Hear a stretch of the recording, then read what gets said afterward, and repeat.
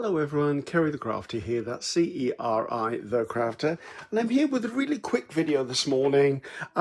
We've just gone past the first of the month, well to be honest about a week ago, and each month I launch some new designs. I just wanted to introduce you to my 3 latest designs for foam stamps, just for your interest.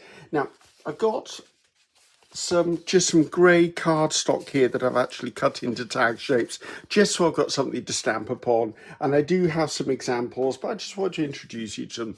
Right, this is my 1-inch foam block that I actually stamp on, so this is where you're going to see me doing the stamping. So I'm going to introduce them to you one at a time.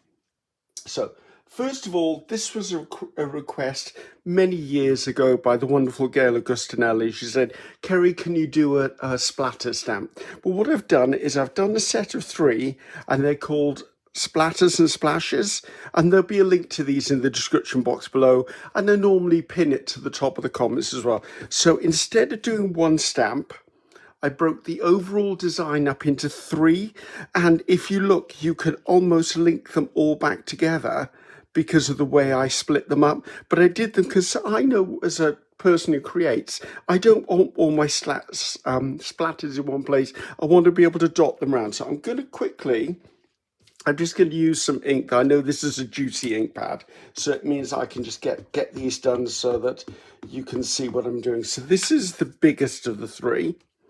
Put that down, press. And these are based on real splatters. I mean, I did the splatters in the first place. So that's the big one. Oops, don't drop that on there, Griffiths. This is the next size. And then we've got this long twisted one, which I really like. I'm going to be using, it's because it's too light for me, that's why. And that's the thin one, and that's got the smallest dots in it. Now, if I flip this over and show you a few things, so say we're going to use this long one again, because that's the thing I don't like about a splatter stamp, is it always looks the same. But if I stamp the splatter stamp, then I come in again and I stamp it slightly differently. As you can see, I'm making a different shape every time I do it, and to me that means that it doesn't look like it's one stamp every single time. So that's that piece. Let's go to the bigger one and put him that way up. So you can do the same as you did with that. So there's no need to show you that again. However, if you take the medium-sized one, see this angle here?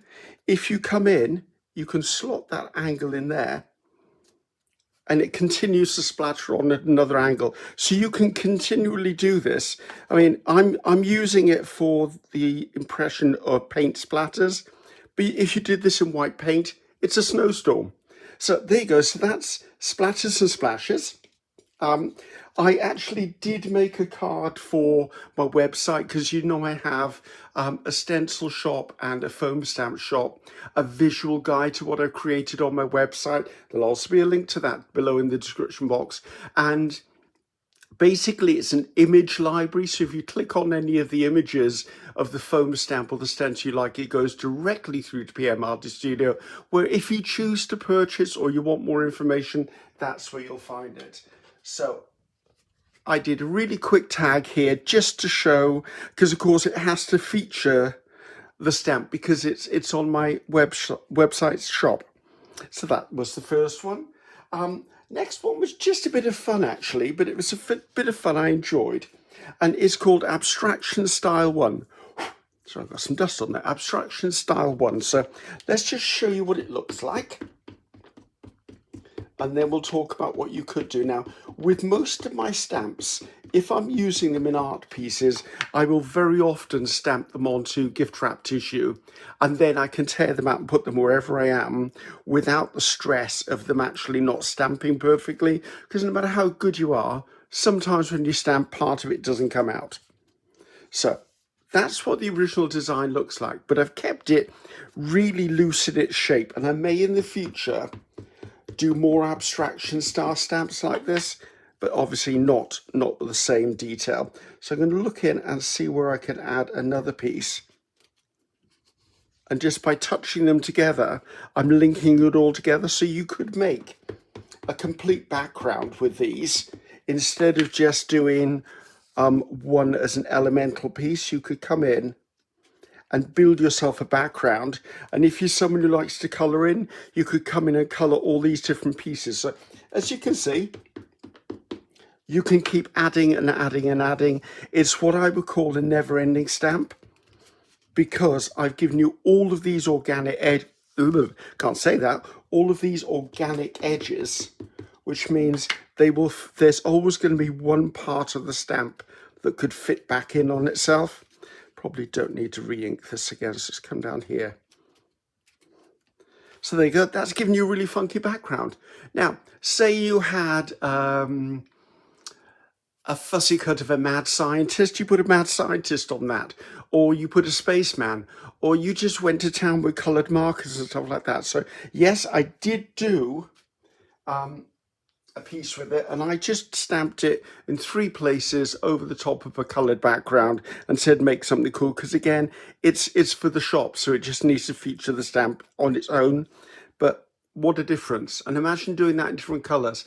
If you did that and you did it and embossed it with gold metallic, that would make a great Christmas theme if you do Christmas themes. So, and now we're on to the very last one. So again, now this one is one that I've been playing with the idea for a long while. I couldn't quite get it right, but I did at last. And it's called Nested Twigs. So let's just stamp one of these and then you can see. Now, this was a solution to a problem I kept having. I like using birds in my ephemera, but you can only stick them on so many twigs and branches. And I thought this just makes a perfect background to put a bird on, because it makes sense. It doesn't matter whether the bird is flying this way and the nest is this way. It's in the background. Now, something else to consider, if you're someone who's doing Christmas cards, how about doing that in green and then dropping berries into it in red paint? You've got a wreath. You could do that and actually emboss it with bronze or copper metallics, and you've got an element that could be something to do with industry. There are so many things. And also, because I like to think of my designs as ingredients in a recipe. The recipe is your art. The ingredients are the elements I've created to help you create your own unique pieces. So see, I like the way that came out, and I've kept the lines so they are quite grungy. You could do a lot with this one, guys. You could do a yellow circle in the center and make it into an abstract flower, just a couple of stems on that, and you've got flowers coming out of it. So I just put the lid on the ink before I actually get myself covered in it, which is notoriously what I do. So this is what I mean. So now having the bird on here with these as background pieces completely and utterly makes sense, because my eye tells me it's a nest.